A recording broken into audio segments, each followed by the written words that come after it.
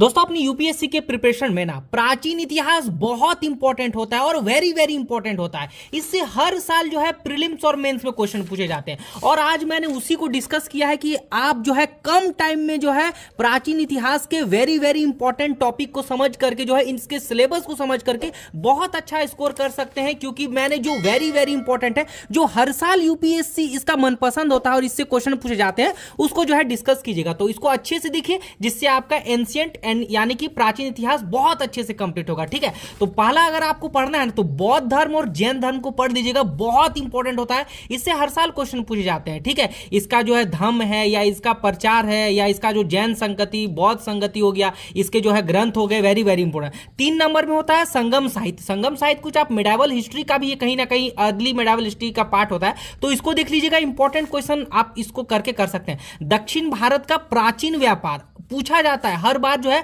दक्षिण भारतीय इतिहास जो है ये है, यहां से जो भी व्यापार था वो पूछा जाता है। ठीक है, गुप्त काल वेरी वेरी इंपॉर्टेंट, एक क्वेश्चन आपको इसमें यूपीएससी से देखने को मिलेगा। इसके कला संस्कृति प्रशासन हो गया, इसके सिक्का हो गया, प्रमुख शासक, इसको आप पढ़ लीजिएगा, कम टाइम में बहुत अच्छा था। सिंधु घाटी सभ्यता वेरी वेरी इंपॉर्टेंट, इसको देखना है ना। उसके बाद प्राचीन नाट्य रचना और ग्रंथ, जिसमें तमिल संस्कृत तो वेरी इंपॉर्टेंट है, पूछे जाते हैं। अभिज्ञान शाकुंतलम हो गया और भी जैसे कन्नड़ साहित्य हो गए, तेलुगु, ओनली सेलेक्टिव देखिएगा तो आपको हो जाएगा। ठीक है, ये नितिन सिंघानिया की किताब से भी आप कर सकते हैं, अच्छा होगा। मंदिर निर्माण शैली, नागर द्रविड़ शैली, ये वेरी वेरी इंपॉर्टेंट है, हर साल पूछे जाते हैं, इसको देख लीजिएगा, इंपॉर्टेंट होगा। अच्छा, प्राचीन शहर और वर्तमान शहर का वर्तमान नाम पूछा जाता है, आपको ऐसे विकल्प दे देगा और यहां पर दे देगा, उसको मिलाना पड़ेगा। वेद रचना आप पढ़ लीजिएगा और कार्य पढ़ लीजिएगा। अच्छा, अभिलेख और शिलालेख इंपॉर्टेंट, जैसे अशोक के शिलालेख हो गए, अभिलेख हो गए, इसको वेरी वेरी इंपॉर्टेंट करके पढ़ लीजिएगा। मौर्य साम्राज्य से पूछे जाते हैं, इसके विस्तार से और इसका जो है जो इसका निर्माण जो इसके टाइम में हुआ उससे। महाजनपद, उपनिषद, नवपाषाण काल थोड़ा देख लीजिएगा,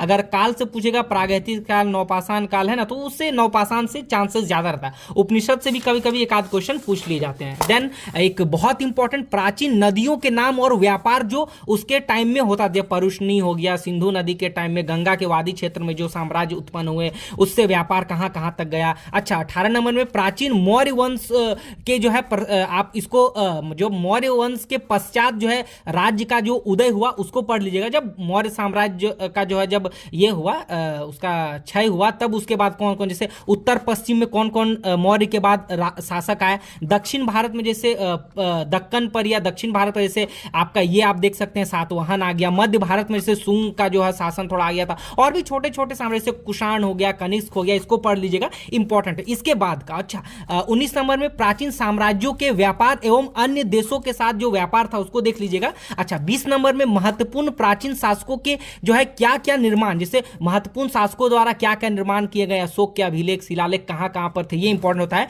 21 नंबर में प्राचीन समय में प्रशासन क्या था, कितने प्रांत में बटा था, प्राचीन राजाओं का शासक क्या था, किसको क्या कह के बुलाया जाता था, है ना, तो वो पढ़ लीजिएगा, इंपॉर्टेंट होगा। देन एक बहुत ज्यादा इंपॉर्टेंट आपको मैपिंग स्टडी, यूपीएससी में क्या होता है ना, प्राचीन इतिहास का आपको शासक पूछ देगा कि मान के चलो गुप्त साम्राज्य यहां पर था, सातवाहन साम्राज्य यहां पर था, है ना आपका, और जैसे सोलंकी, चालुक्य, ये सब मतलब कभी कभी पूछा जाता है मैपिंग थ्रू बेस्ड, बहुत अच्छा। जैसे कुषाण साम्राज्य को आपको पूछ लेगा कि कहां कौन था, जैसे साम्राज्य को एक पढ़ लीजिएगा, व्यापार को मैपिंग में पढ़ लीजिएगा। नवपाषाण, पुरापाषाण, ताम्रपाषाण स्थल को कभी कभी पूछा जाता है, देख लीजिएगा, इंपॉर्टेंट था। नदियों पर सभ्यता का विकास आप जैसे वैदिक सभ्यता से ये गंगा के साइड में ये तरफ आ गया था, सिंधु नदी के किनारे जो है सिंधु सभ्यता हो गया, कावेरी हो गया, आपका कृष्णा हो गया, गोदावरी हो गया, मतलब ये सब इंपॉर्टेंट है, थोड़ा देख लीजिएगा, है ना। अच्छा, उसके बाद सबसे इंपॉर्टेंट लास्ट में आपको क्या करना है, वेरी वेरी, एक प्रीवियस ईयर क्वेश्चन बैंक आपको कोई भी प्रकाशन का खरीद लेना है। उसके बाद क्या करना है, मेंस का अगर हो सके तो एक खरीद लीजिएगा